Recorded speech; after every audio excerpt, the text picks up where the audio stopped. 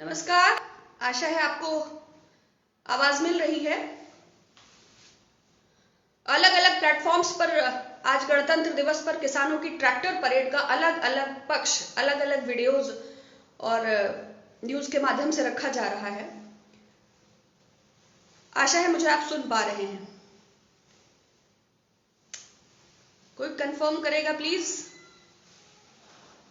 देखिए, किसी भी स्वरूप में मैं किसी प्रकार की हिंसा का समर्थन नहीं करती, किंतु ये सरकार के अहंकार पर एक प्रहार है। नमस्कार मनोज जी, अमित भारद्वाज जी, आशा करती हूं कि आपको मेरी आवाज मिल रही है because some network issues are there. Even though I continue. बड़ी मशहूर दो पंक्तियां हैं, आपने जरूर सुनी होंगी कि द्वंद्व कहां तक टाला जाए, द्वंद्व कहां तक पाला जाए, युद्ध कहां तक टाला जाए, तू है कृषक का वंशज, फेंक जहां तक भाला जाए। तो यद्यपि मैं किसी प्रकार की हिंसा का समर्थन नहीं करती और मैं विश्वास करती हूं गणतंत्र में, लोकतंत्र में, संविधान में और इन मूल्यों और सिद्धांतों में पूर्ण आस्था रखती हूं। दिल्ली पुलिस को सुप्रीम कोर्ट ने अधिकृत किया था और जिस विफलता का उन्होंने परिचय दिया, दिल्ली पुलिस माननीय गृह मंत्री श्रीमान अमित शाह जी की जो निरंकुशता, हालांकि वायलेंस में उनका पीएचडी है, पूर्व में हमने देखा, चाहे एनआरसी हो, चाहे सीएए हो, चाहे जामिया के प्रोटेस्ट हो, चाहे एमयू हो, चाहे दिल्ली वायलेंस हो। तो आज नूपुर जी का एक ट्वीट भी था कि दिल्ली पुलिस लठ बजाओ, हम तुम्हारे साथ हैं।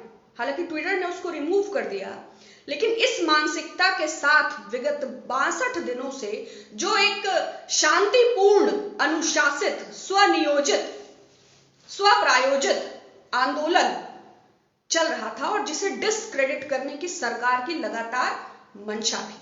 पहले कहा कि वो अमीरों का आंदोलन है, पिज्जा खाते हैं, फिर खालिस्तानी, फिर पाकिस्तान, फिर टेरर फंडिंग, है ना, फिर अमीर किसानों के बाद पंजाब के किसानों का, फिर हरियाणा के किसानों का भी समर्थन, फिर पश्चिमी उत्तर प्रदेश शामिल होना, फिर राजस्थान के किसान, फिर देश भर के किसानों का समर्थन और आज किसानों की विवशता। देखिए, जो लाखों ट्रैक्टर्स और जो ये हजारों किसान इस कड़कती ठंड में, सरकार ने पानी की बौछारें डालकर भी देख लिया, हाईवे खुदवा कर भी देख लिया, खट्टर साहब के जगह जगह जो हेलीपैड खोदे गए वो भी देख लिए। तो लोकतंत्र में, संविधान में संवाद असहमति को सुलझाने का रास्ता है। अगर संवाद के स्थान पर दमन रास्ता है, दमन चक्र रास्ता है, तो श्रीमान अमित शाह जी को पूर्व में देखना चाहिए। जब 1966 में गौहत्या आंदोलन में श्रीमान गुलजारी लाल नंदा साहब गृह मंत्री, उन्होंने इस्तीफा दिया, तो सबक लेते हुए, नैतिकता के आधार पर अपनी अकर्मण्यता को स्वीकार करते हुए, तो श्रीमान गृह मंत्री साहब को एक तो स्वयं इस्तीफा देना चाहिए। दूसरा, सरकार इस आंदोलन को डिस्क्रेडिट करने के लिए शुरू से ही प्रयासरत थी। तो एक निष्पक्ष जांच जब तक ना आए कि 40 किलोमीटर का अगर उन्हें रूट मैप दिया गया तो 3 किलोमीटर पे उनको क्यों डाइवर्ट कर दिया गया, आंसू गैस के गोले, लाठीचार्ज, या जो हताहत हुए या जिन की मृत्यु हुई, या 12 बजे रात तक, या दिल्ली पुलिस ने इंप्लीमेंटेशन प्रॉपर नहीं किया, सुप्रीम कोर्ट के अधिकृत करने के बावजूद उचित फैसले नहीं लिए, तो इन सब चीजों की निष्पक्षता और जिम्मेदारी बनती है।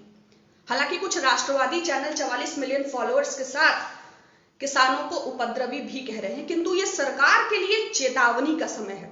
सरकार को ये सोचना और समझना चाहिए कि हाउडी मोदी के नारे लगवाने के लिए, चाहे वो नमस्ते ट्रंप मोटेरा स्टेडियम हो या फिर देश के बाहर, जो पेड आईटी सेल के वॉलंटियर्स 3 रुपए 20 पैसे में पवन शर्मा और रजिया बानो बनते हैं, तो ये किसान अपने डीजल से, अपने पैसे से, जो खेती छोटी जोत की करते हैं, जो घंटे की खेती करते हैं, वो अपना डीजल डला के अपने कीमती समय के साथ दिल्ली की सड़कों की ओर कूच किए हैं। तो सरकार इस चेतावनी और इस दमन से सबक लेते हुए ये तीनों काले कानून शीघ्र, अतिशीघ्र, सहृदयता से वापस करें, क्योंकि ये संविधान विरोधी हैं, संविधान की मूल आत्मा के विरुद्ध हैं। और अब सरकार को ये समझना चाहिए कि सिर्फ डिस्क्रेडिट करने से नहीं होना है।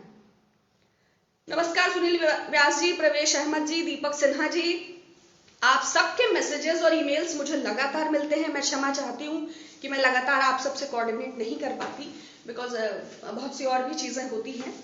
तो अभी भी आपके अनुरोध पर मैं कई डिबेट्स के बाद लाइव हूँ, और इसके अतिरिक्त कोई विशेष प्रश्न नहीं था।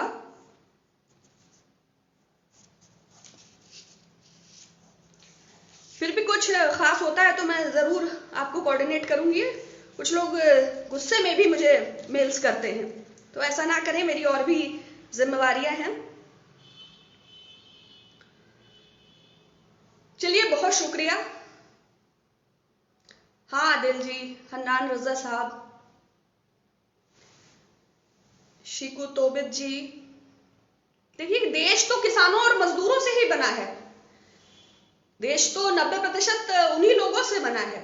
ये पूंजीपति जो शोषित समाज को और दबाकर महिलाओं को, मजदूरों को, मध्यम वर्ग को, इन्हें सप्रेस करके जो सिर्फ, हाँ बिल्कुल आप सही कह रहे हैं विपिन जी, राज भाई यादव जी, राम जी, लाल मीना जी, सिराजुद्दीन जी, मैं फिरोज आलम, आप सबका धन्यवाद, बहुत शुक्रिया। फिर बात होगी। Thank you.